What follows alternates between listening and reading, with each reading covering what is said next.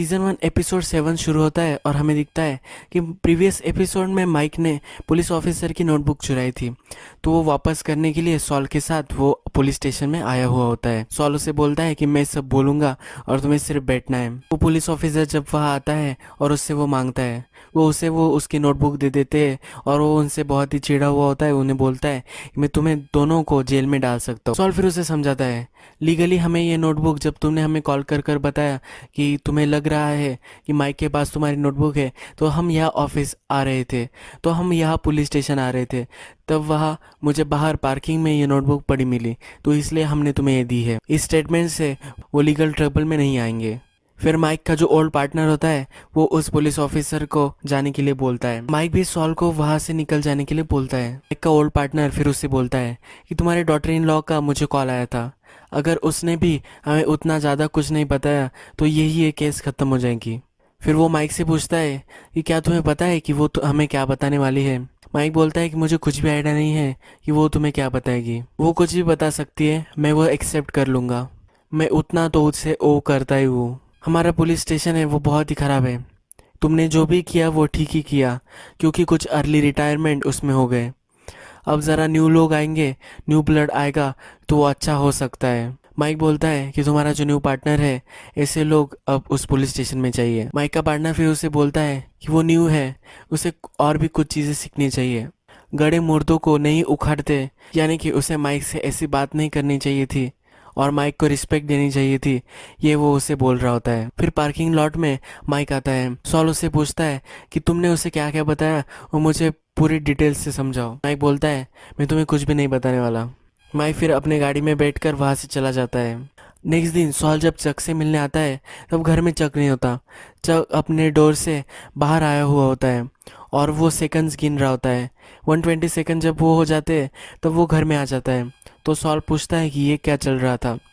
चक फिर उसे बताता है कि मैं एक टॉलरेंस बिल्डअप कर रहा हूँ, मुझे अब थोड़ी देर मुझे काम पे भी फिर से जाना है, इसलिए मैं इलेक्ट्रोमैग्नेटिक वेव्स के लिए एक टॉलरेंस अगर मैंने बिल्डअप कर लिया तो मैं फिर से वर्ल्ड में जाकर जी सकता हूँ।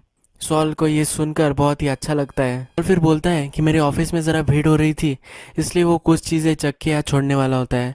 वो एक पाइल होता है जिसमें पेपर वर्क होता है, उसमें जो व्हील्स होती है उनको सॉर्ट आउट करना होता है, वो सब वो चक के यहाँ छोड़ कर जाता है। फिर हमें दिखता है कि चक वो व्हील को देख रहा होता है। सॉल खिड़की से देखता है कि चक अब उसमें इंटरेस्टेड है। सॉल की ये चाल होती है चक को फिर से कुछ वर्क देने के लिए। फिर हमें दिखता है कि सॉल किम को अपने न्यू ऑफिस दिखाने के लिए लाया हुआ होता है। फिर वो उसे पूरा फ्लोर दिखाता है, बहुत ही बड़ा ऑफिस होता है और वहाँ बहुत सारे लॉयर काम करने वाले होते हैं। एक नई एजेंसी वो बनाने वाला होता है। उसको केटलमैन से बहुत सारे पैसे मिले थे और इसकी वजह से अब वो ये ऑफिस अफोर्ड कर सका है।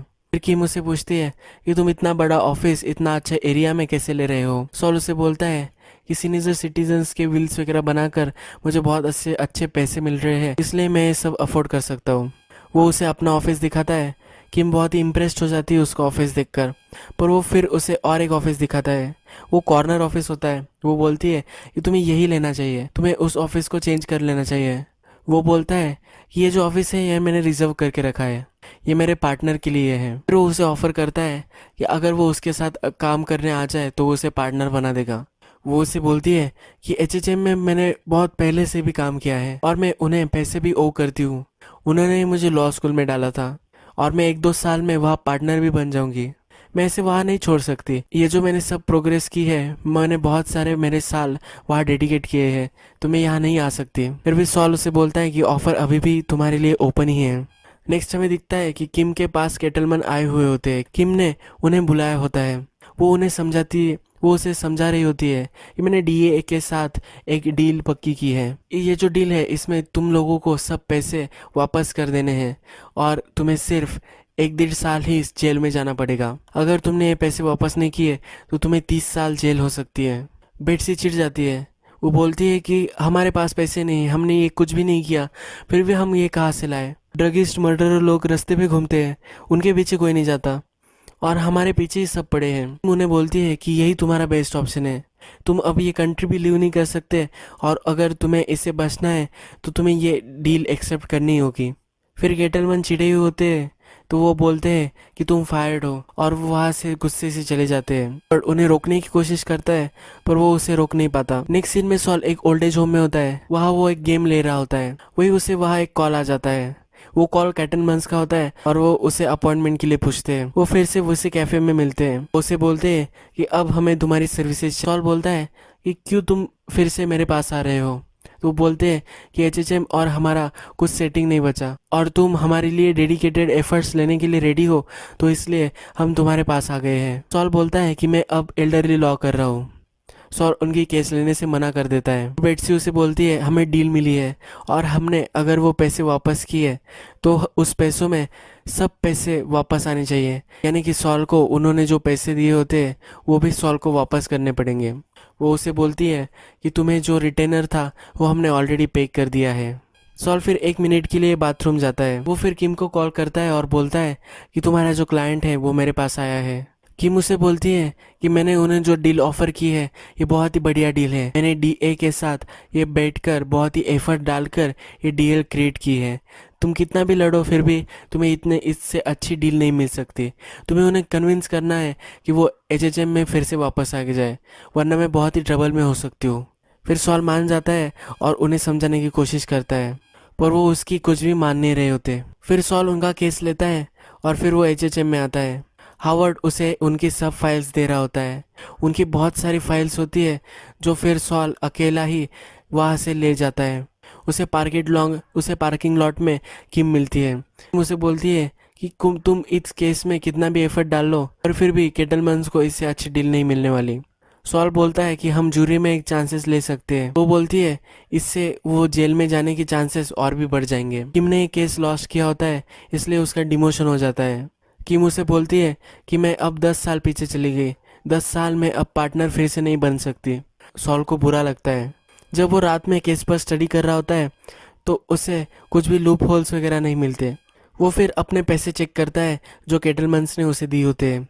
वो अब बहुत ही थोड़े उसके पास बचे हुए होते हैं। फिर नेक्स्ट सीन में हमें दिखता है कि पैसों की एक जो गड्डी होती है वो माइक केटलमैन्स के यहाँ जाता है और बच्चों के खिलौने में रख कर आ जाता है।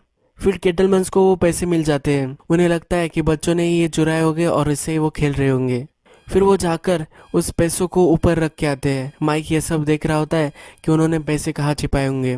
माइक फिर जाकर सिंक के अंदर देखता है तो उसे वो पैसे वहाँ मिल जाते हैं।